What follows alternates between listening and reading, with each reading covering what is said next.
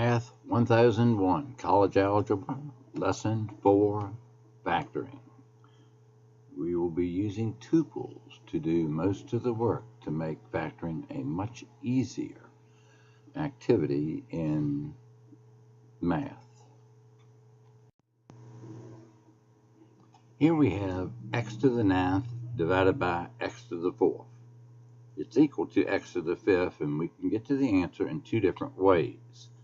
So in preparation for factoring, we prefer the second method. But the first method is x to the 9th over x to the 4th. 9 is bigger than 4. If you move the x to the 4th up, it changes the sign of the exponent. So it's x to the 9th times x to the negative 4, and that's x to the 5th. Now, x to the 9th is literally x times x 9 times, and x to the 4th is x times itself 4 times. Now, what a lot of folks do, they say, well, if I got 9 x's on top and I got 4 on the bottom, 4 of them would cancel out, and I'd have 5 of them left, and that's x to the 5th. So they do that step mentally.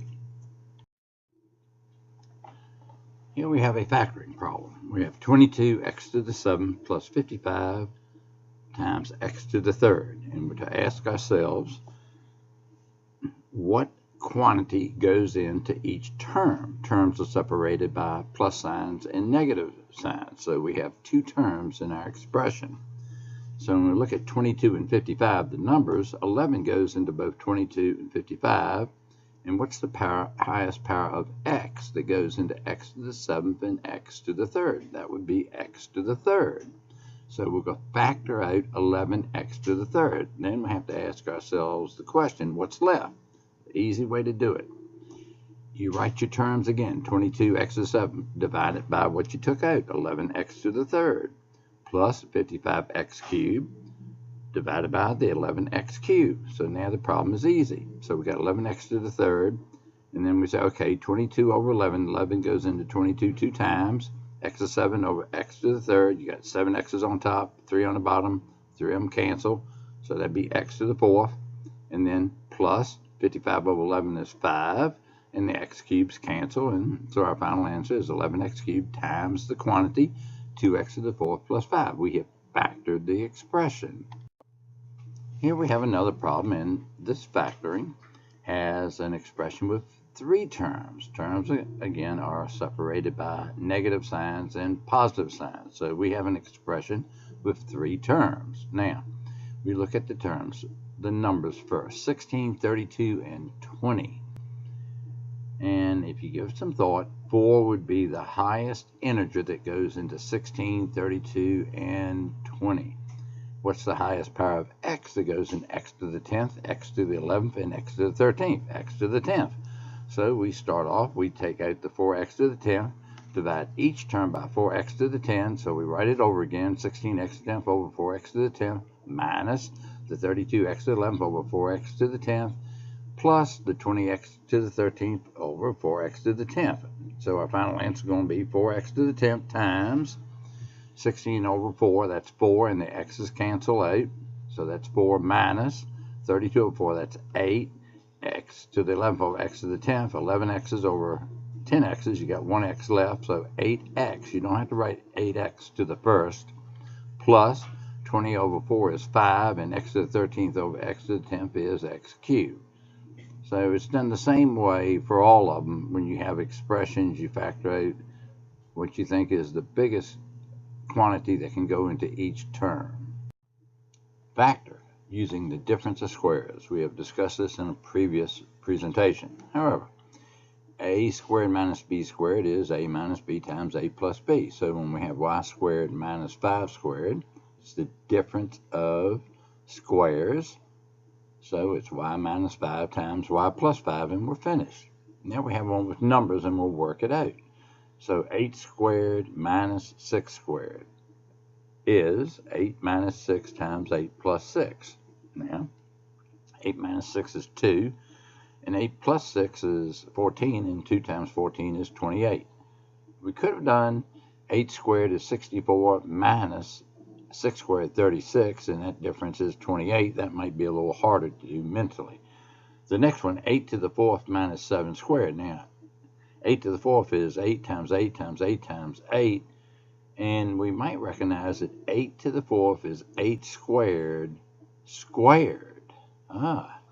Minus 7 squared. So it's a difference of squares. So we got 8 squared minus 7 and 8 squared plus 7. So we got it a fourth power down to squares. Now 8 squared minus 7 is 64, minus 7 is 57, and 8 squared plus 7 is 64, plus 7 is 71. What's 57 times 71? So we'll go through this kind of slow. You see the 35. That's 5 times 7. The first number times the first number is the first number in the tuple. That's 35. And we'll do the last number. 7 times 1. That's the 57. That's 7 times the 1 is 7. And then we're going to do innies. 7 times 7, that's 49, plus the outer numbers, 5 times 1 is 5, and that's 54. Okay, now we have the tuple 35, 54, 7. We'll start on our right. We bring the 7 down, we bring the 4 down, and the 5 is added to 35 to give you 40. So the final answer is 4,047. Here we have the factoring of the difference of cubes, and also sum of cubes. Now, with some easy numbers, 5 cubed minus 4 cubed is equal to 5 minus 4, then 5 squared plus 5 times 4 plus 4 squared. Now, 5 cubed is 125, minus 4 cubed is 64. That's 61, and if we work it out the other way, we got 5 minus 4, that's 1, times 25 plus 20 plus 16. 25, 20, that's 45, and 16, that's 61. Okay, factor sum of cubes. So we got 5 cubed plus 4 cubed is 5 plus 4, like the other formula. It's plus, so it's plus. Then 5 squared minus 5 times 4 plus 4 squared. So do it either way. So 5 cubed plus 4 cubed is 125 plus 64. That's 189. And if you do it the other way, we got 9 times 25 minus 20 is 5, plus 16 is 21, times 9 is 189. So these are very simple examples, but if we had larger numbers, so instead of 5, we had like 1089 minus 831 cubed, you'd want to use the factored forms because you work them down into squares. And then we might note, sum of cubes, it does factor, but you cannot factor the sum of squares. Multiplying using tuples. We will take 2-digit numbers times 2-digit numbers. We'll do 32 times 19. Now, in 32, 3 is the first digit, 2 is the last digit.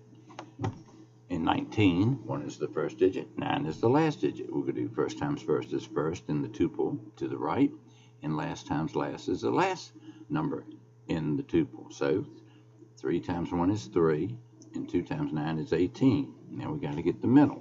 That's composed of innies plus outies. So how do we do that? If we look below, 2 and 1 are the inner numbers, and that's called innies. We multiply them. 2 times 1 is 2. And then we do the outer numbers, that's called outies. 3 times 9 is 27. And what we have is 3, 29, 18. And we're going to turn it into an integer. So we bring down the 8. The 1 gets added to 29. That's 30. Bring down the 0. And the 3 gets added to 3. And that's 608. We will now multiply 2 more 2-digit numbers using tuples. Now we're going to do 56 times 83. That may seem a lot harder than the last example, but it really isn't. So we do first times first is first. So 5 times 8 is 40. We do last times last is last. 6 times 3 is 18. Now we got to get the middle number in the tuple, and that's going to be innies. So 6 times 8 is 48, and 5 times 3 is 15, and 48 and 15 is 63. So we have the tuple. 40, 63, 18. Okay, we bring the 8 down, the 1 gets added to 63, that's 64. Bring the 4 down, and the 6 gets added to 40, and that's 46. So our final answer is 4,648. Factoring quadratics. Now, our quadratic in this example is x squared plus 6x plus 8. It's the x squared that calls it a quadratic. If we write x squared plus 6x plus 8 as a tuple, it's 1x squared, but nobody writes the 1, but the coefficient is 1, and then 6 and 8.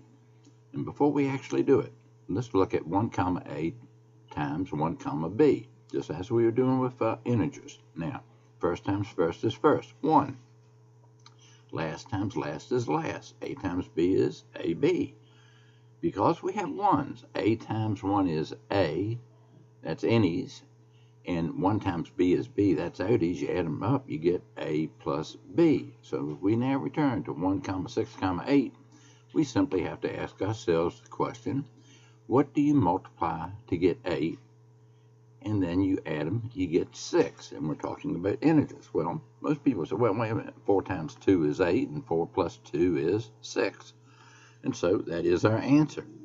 And then if somebody would say, could you write that back with x's? Well, 1 comma 2, that's 1x, or x plus 2 times x plus 4. And so this problem is relatively simple when it starts off with x squared because the coefficient is 1. And we can always ask the question, what do you multiply to get the last number, and what do you add to get the middle number? Factoring quadratics. This will be our example F2. We'll call that factoring 2. Slight change, x squared minus 6x plus 8. Write it as a tuple, 1 comma negative 6, 8. Now we have to ask ourselves the question, what do you multiply together to get 8? And you multiply to get 8, and you add them, you get negative 6. So we have to wait a minute. You can't use positive numbers, but negative 2 times negative 4 is a positive 8. A negative times a negative is a positive, and negative 2 plus a negative 4 is negative 6. So it's not really any harder. You just have to know a negative times a negative is a positive. So our answer is 1 comma negative 2 and 1 comma negative 4, and writing them as with x's, x minus 2 and x minus 4 are the two products that give you x squared minus 6x plus 8. In our third example, we have x squared plus 2x minus 8. Write it as a tuple, 1 comma 2 negative 8. Have to ask ourselves the question, what do you multiply together to get negative 8? And you add the two numbers, you get 2. And somebody said, why can't we use 8 and 1? Well, the difference is 7, not 2. But we could say, wait a minute. 4 and a negative 2 is 2. So that tells us what our numbers are. So it's 1 comma negative 2 and 1 comma 4. It does not matter about order. You could have 1 comma 4 and 1 comma negative 2. And if we write it with the x's, it's x minus 2 times x plus 4. Here we have x squared plus 7x minus 8. And the middle number is 7. So 4 and 2 is not going to work. But could we say 8 and 1? We'll need a positive 8 and a negative 1, because when you add them, you get 7. So 1 comma negative 1 and 1 comma 8 is our answer in tuples, and as x's, it's x minus 1 times x plus 8. Here we have x squared plus 7x plus 12. Now, what do you multiply together to get 12, and you add them, you get 7. Not 1 and 12, not 6 and 2, but about 3 and 4. And that's going to be our answer, so it's 1 comma 7 comma 12, 1 comma 3, it's equal to 1 comma 3, 1 comma 4, and x plus 3 and x plus 4. In this example, we have x squared minus 30x minus 99, and we write it as a tuple, 1 comma negative 30, negative 99. And then we say, okay, what do you multiply together to get 99? And somehow the difference is 30. So we could say, oh, well, that's 3 times 33. And we would do 1 comma 3, 1 comma negative 33, because a negative 33 and 3 is negative 30. And if we write it with x's, we'll have x plus 3 times x minus 33. Here we have an example, x squared minus 9x minus 8, and as a tuple, 1 comma negative 9 comma negative 8. Are there any numbers, integers, that you can multiply to get -8 and get a sum of -9. Well, the only possible choice would be -8 and a +1, but that's -7, so you can't get -9. So with integers, this problem is impossible. In this example, we don't have an x term. It's x squared minus 9. So if we write it as a tuple, it's 1, 0. That's 0x minus 9. But it's minus 9 is 3 squared. Difference of squares. So this is easy. 1, 3, 1, -3, or x plus 3 times x minus 3. When a 0 is in the middle, you can get a difference of squares if the number is minus whatever that number is squared. In this example, we don't have an x term, x squared minus the number 121. 121 is 11 squared, difference of squares. So with the x's, it's x plus 11 times x minus 11. In this example, we want to know how many problems can we generate with a positive number in front of x, and then we have plus 24. So what we have to do is work out what numbers, integers, do you multiply that are positive to get 24. We start off with 1 times 24 is 24. The sum is 25. We could have 2 times 12. That's 24. The sum is 14. 3 times 8, 24. 3 plus 8 is 11. And 4 times 6 is 24. And 4 plus 6 is 10. So if we had the problem, x squared plus 11x plus 24, and you could not do it mentally, what you would have to do is do a little table. 1 into 24, 2 into 24, 3 into 24, 4 into 24. And you don't do 6 into 24 because we've already got 4 times 6. And the other number's 5. Doesn't go into 24 evenly, and so forth. And then you could look and say, oh, it's 4 and 6 because 4 plus 6 is 10. Now we change the problem ever so slightly. Suppose it's x squared plus a number times x, could be positive or negative, but minus 24. And then we have a sum that we're supposed to get. So what we need to do, if we're trying to generate possible problems, do 1 into 24, 1 times -24 gives us -24. The sum is -23, but we could do -1 times 24, and that sum is 23. The same with 2 and -12 and -2 and 12. We get the sums of -10 and 10 respectively. 3 times -8, -3 times 8. You get the sums of -5 and 5 respectively. And the same with 4 and -6 and -4 and 6. We get -2 and 2 respectively. So if you had a problem, said x squared minus 5x minus 24, you would have to work out a table if you couldn't do it mentally. So, oh, I see the -5 as the sum. It's the 3 and the -8. So then you could say it's x plus 3 times x minus 8. You have to generate a table if you can't do it mentally. Now, this problem is different. We have 2x squared plus 19x plus 24. How do you break it apart? Well, again, first times first is first. 2 is a prime number, so we'll use 2 and 1. And then to get 24, what two numbers do you multiply to get 24? When it would be 2 times one of the numbers plus 1 times the other number adds up to 19. Now, we see the solution is 3 and 8, but let's see how we got it.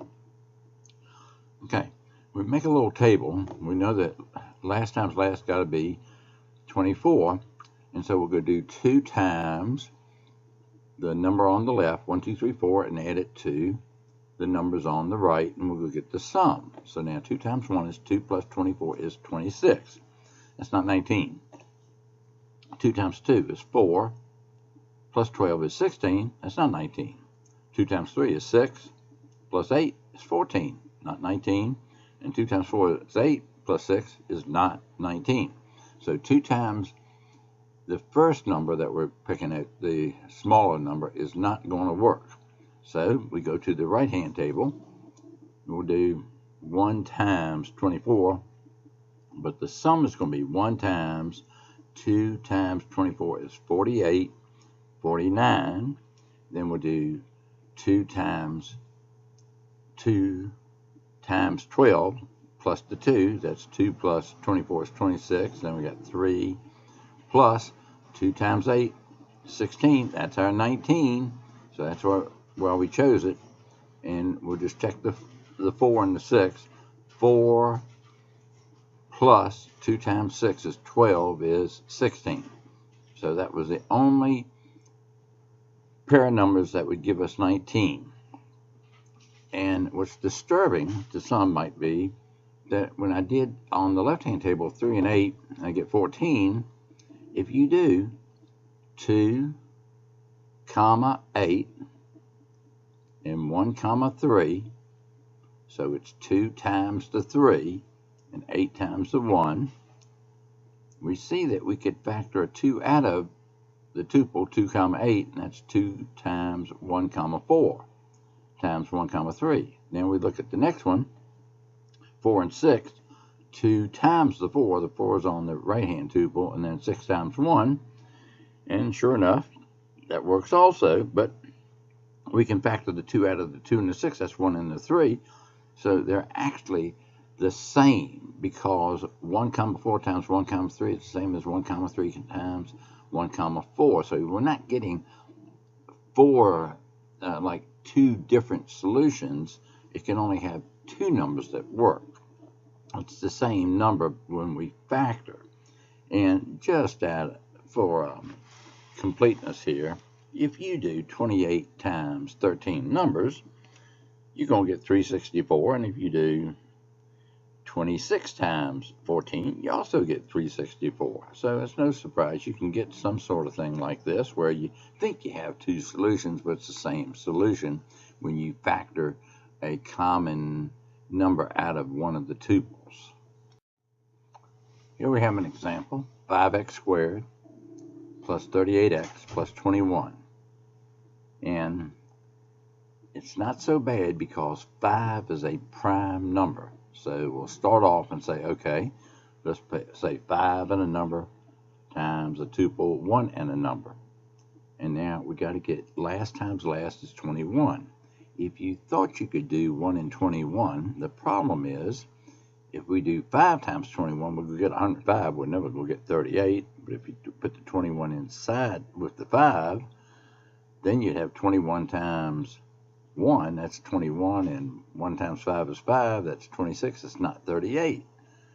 So that doesn't work. And so you said, well, maybe it's 3 and 7 or 7 and 3. So I just happened to try 3 and 7 first, since 3 is less than 7. And let's see if it checks. 5 times 1, first times first is 5. Last times last is last. 3 times 7 is 21. Innies is 3. 3 times 1. 5 times 7 is 35, and sure enough, 35 and 3 is 38. We found the solution. If we write it with x's, we got 5x plus 3 times x plus 7. So they're not difficult when that first number is a prime number. If it's not prime, then you got possibilities for that. So let's say it was 6x squared. You got 6 and 1 or 3 and 2.